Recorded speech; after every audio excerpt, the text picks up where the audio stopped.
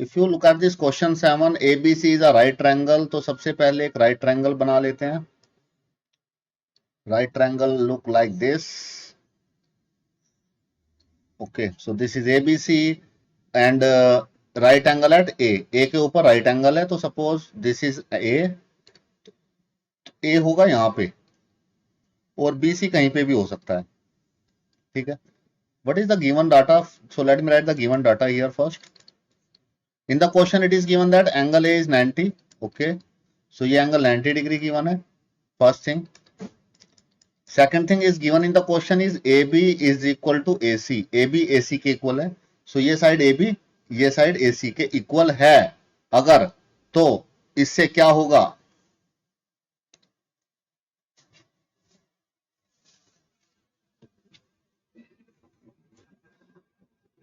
क्या होगा इससे? हमें करके क्या दिखाना है? एंगल बी और angle C find. Angle B और एंगल बी और सी को फाइंड करना है हमें. Okay, so now let us, ये प्रूव नहीं करना, फाइंड करना है. ओके, सो जिसमें फाइंड करना होगा उसमें लिखेंगे हम लोग टू फाइंड, जिसमें प्रूव करना होगा उसमें लिखेंगे टू प्रूव. देखते हैं. अब आप ये बताइए मुझे, इफ अगर ए बी ए सी के इक्वल है, सो देन क्या मैं एंगल ए को एंगल बी के इक्वल ले सकता हूं? एंगल बी को एंगल सी के इक्वल? अपोजिट एंगल है. Yes sir. आइसोसेलेस एंगल हो गया तो अपोजिट एंगल इक्वल है, राइट.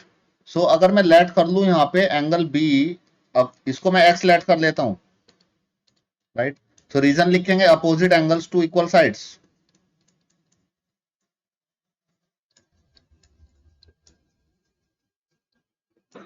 Excuse me sir.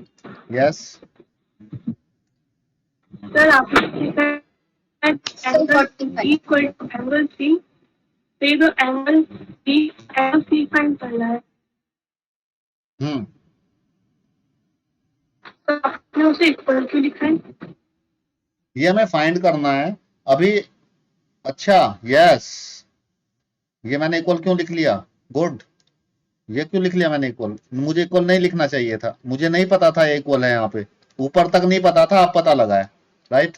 तो ये हमें फाइंड करना है, तो इस पे क्वेश्चन मार्क लगाना है. B question mark and A question mark, right. यही डाउट आ रहा था ना आपको, या कुछ और पूछना चाह रहे थे?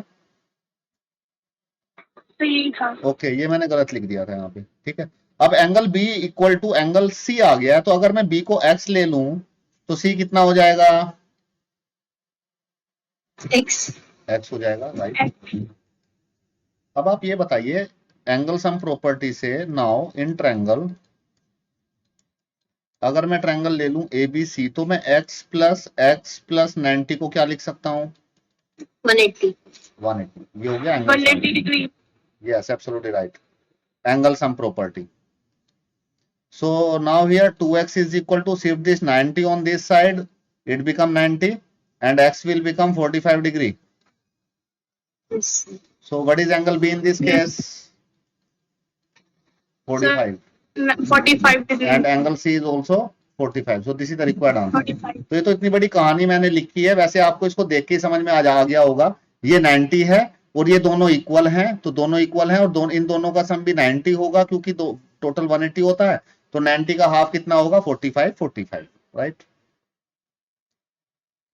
Now look at this question number 8. आप लोगों ने देखा होगा या सुना होगा या आप लोग पढ़ते आ रहे हैं कि इक्विलेटरल ट्रायंगल्स के एंगल कितने डिग्री का होता है? 60 डिग्री. और इक्विलेटरल ट्रायंगल्स के सारे एंगल इक्वल होते हैं. तो क्या आपने इसको कभी प्रूव किया है कि 60 डिग्री आपने जो पढ़ा है क्या वो 60 ही होता है? आपको जो बता दिया है, किसी ने कभी प्रूव करके देखा है कि 60 क्यों होता है? What is the reason for this? हाँ सर, क्योंकि इक्विलेटरल ट्रायंगल में सर तीनों साइड्स इक्वल होती हैं और एक एंगल तीनों एंगल से इक्वल होता है, तो 180 divided by 3 equally gives 60. Okay, so आप ये कहना चाहते हैं, सपोज ये तीनों पहले इक्विलेटरल ट्रायंगल है और हमें इसका प्रूव करना है कि इसके सारे एंगल 60 डिग्री के इक्वल होते हैं. तो इसमें जो गिवन है ABC is an equilateral triangle. अगर ये इक्विलेटरल ट्रायंगल है, equilateral, equi means equal, lateral means side, तो इसका मतलब इसकी सारी साइड्स इक्वल होंगी. A B equal to A C equal to B C, ये गिवन है। और हमें प्रूव क्या करना है, हमें प्रूव करना है angle A, angle B, angle C equal है, और किसके इक्वल है, 60 डिग्री के। ये उन्होंने बोला है ये करके दिखाओ, ए बी सी को 60 डिग्री करके दिखाओ, ऐसा उन्होंने बोला। ठीक है, दिखाते हैं करके। अभी हम लोगों ने एक प्रॉपर्टी पढ़ी थी, अगर ए बी इक्वल है ए सी के, if this side A B is equal to A C, तो इनके जो अपोजिट एंगल है वो इक्वल होते हैं। We have discuss this property, isosceles Yes, triangle. sir. If AB equal to AC, it implies that, so we can say that angle B is equal to angle C, right? Angle B angle C के equal होगा, right?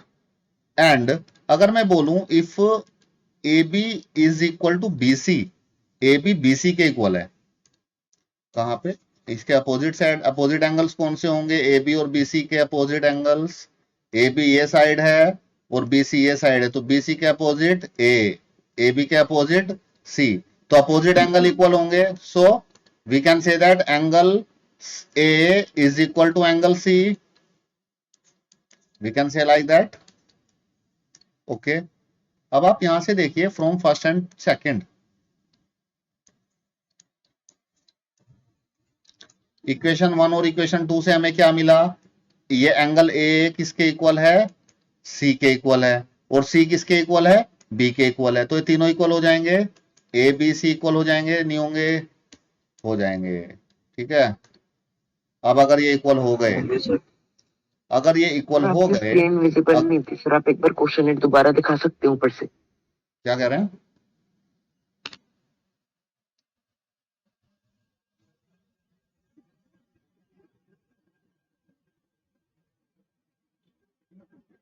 क्या हुआ, excuse me sir, you are not audible to मी।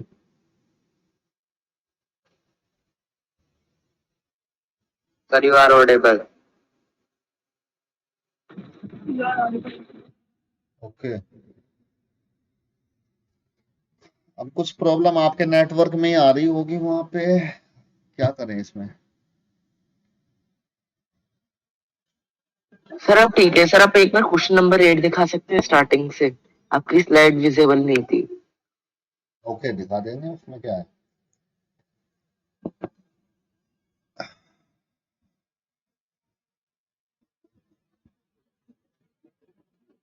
देख लो,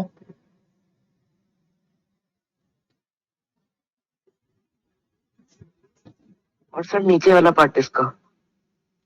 अच्छा,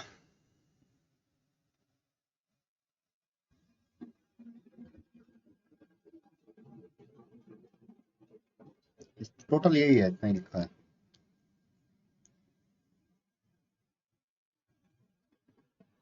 okay thank you sir. Okay, so अगर आप देखेंगे यहाँ पे angle A B C equal आ गए हैं, तो अगर मैं ए को एक्स, बी को एक्स, सी को एक्स ले लूं, तो तीनों इक्वल आ गए हैं, तो तीनों को एक्स ले लूं। सो अगर और मैं बोलूं in triangle A B C, angle A, angle B, angle C का सम कितना आएगा, 180. 180। 180. Okay, angle sum property. अब एंगल ए को एक्स ले लिया, इसको मैंने लेट कर लिया था एक्स के इक्वल, इन सबको x plus x plus x is equal to 180। So x plus x plus x 3x, x is equal to 60, hence proved.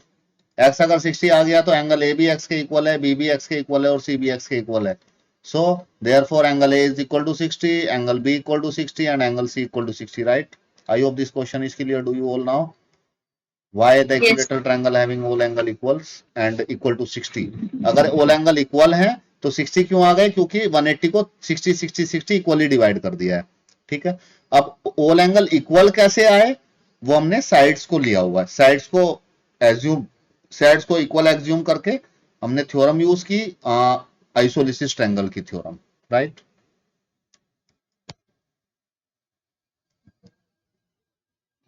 Now let's move forward to the next question.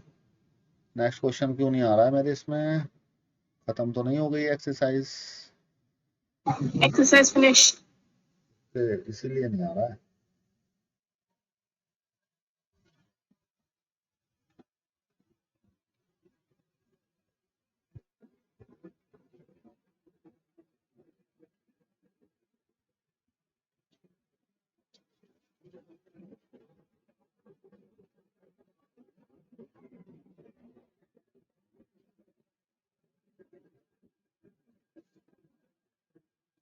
So this is all about this exercise. Now let's move forward.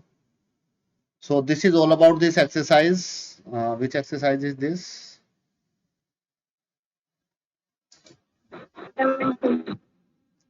7.2.